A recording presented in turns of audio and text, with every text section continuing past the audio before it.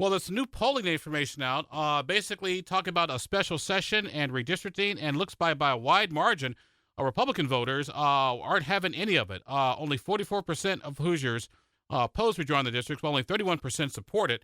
And after hearing some balanced arguments, that 44% opposition jumped to 69%. So we're trying to figure out all this out and what exactly it all means. So join us on the news line is Eric Brunner. Eric is for Veterans for Voters. So Eric, thank you very much for being with us. Always good to talk to you, sir. Thank you. Happy to be here.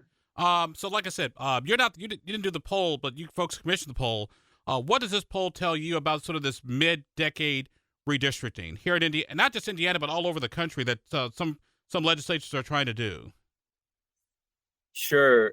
This poll it shows us what I think we already know is that mid session redistricting is incredibly unpopular with voters across the political spectrum. And as the founder of Veterans for All Voters, we speak on behalf of especially the 55 to 60% of veterans who are independent, who don't identify as Republicans or Democrats, and who are really just sick and tired of the partisan extremism and politicians who continue to put their party over what's best for a state or for our country.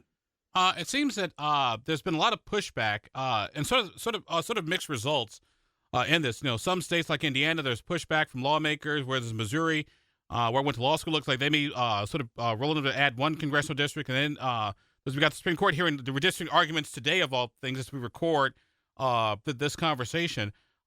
What do you think happened? How do we get to this point? I think what we're seeing is we have, as a country, we have devolved into what I call all-out partisan warfare, where the reality is with both parties, the only thing they are concerned about is their own power and their own control. And divide and conquer is the name of the game. You know, you get this blue state, we get this red state. You get this blue district, we get this red district. Meanwhile, a majority of Americans are not red or blue. One, we're red, white, and blue. Two, we don't fit into either party. And three, we're tired of the partisan games that both parties are playing. And we just want to see the adults in the room take over again. We want to see people governing and leading and solving big problems instead of wasting taxpayer money on these special sessions that are completely unnecessary and completely unjustified. We're talking today to our special guest, actually via Google Meets. That's why we sound a little bit different than the usual way our guest interviews sound. Eric Brenner. Eric is Veterans for Voters. They helped commission a poll of Hoosier voters, Hoosier Republican voters, 450 primary voters, basically saying that they're not buying a lot of the things that are going on right now. Eric, something else I thought was interesting, too. You folks asked about the usual right track, wrong track. Do you think Indiana's on the right track or wrong track? And you would think with Republicans kind of running the show in Indiana that everything, at the very least, the numbers would be a whole lot better. 59% think the state's need a third. Republicans think the state's on the wrong track.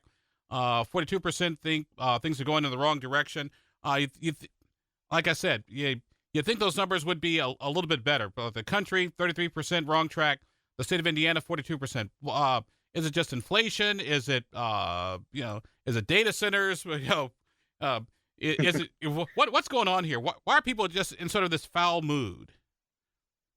Right.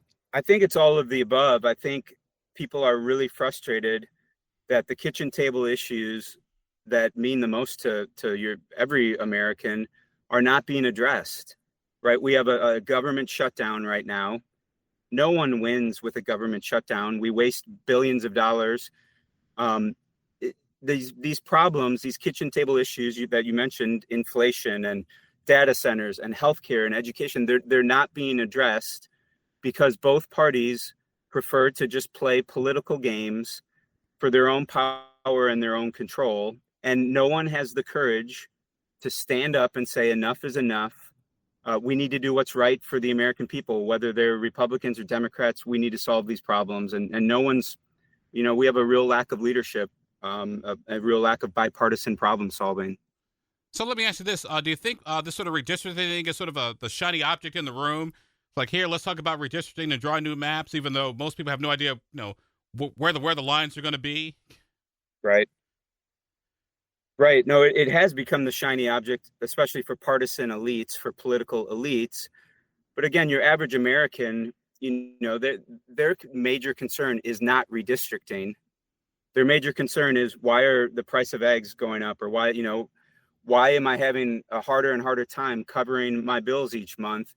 And again, if a government is shut down, no one is addressing those issues. Eric Barner with us for a few minutes, for a few more minutes on the program today.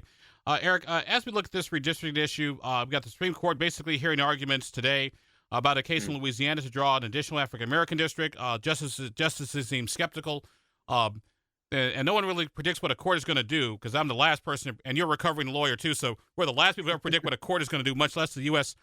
Supreme Court.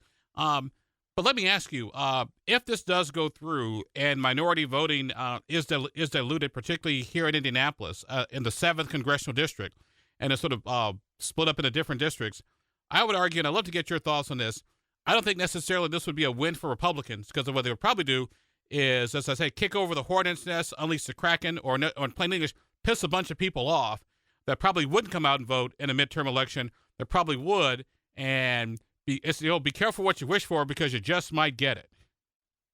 Right. No, I think there's a political term called dummy mandering, right, where politicians are spending so much time handpicking their voters and carving up these districts in a way that they think will favor their own party, but it might have unintended consequences, to your point. And again, the message I want to stay focused on for Veterans for All voters: independent veterans don't feel well represented by either party, right? And we want to see the voting rights community stand up for the rights of independent voters who don't fit into either party, and just want to be able to elect the best person regardless of party. And it's funny you bring up the independent voter, because I saw some data recently that said the largest voting bloc isn't Republican or Democrat these days, it's actually independents. That's right. That's right. It's the fastest growing voting bloc in every state in our country.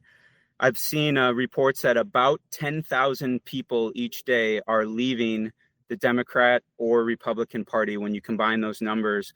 61% of younger people ages 18 to 24 do not identify as a Republican or a Democrat. They want to see a new political system, a new political paradigm that doesn't exist yet. And meanwhile, those who are elected right now, they just want to continue playing the game that they know, carve it up in red and blue. As long as I get to stay in power for as long as possible, that's all that matters to most political elites. And I also tell people too, the sort of the unintended consequence of gerrymandering is a more partisan legislative body, because if people just come from districts that are all Democrat or Republican, that you got to run to the right or to the left, and then when you go to the legislative body, you end up either having to take even more extreme position, otherwise you get a primary challenge, and that great American middle, which is about 80% of us, feels like, what the hell? Why are we here? Yes. Yes, and the exhaustive majority, we at Veterans for All voters, we focus on real solutions. There are solutions to fix or combat gerrymandering. There's things called proportional representation, right? Multi-member districts.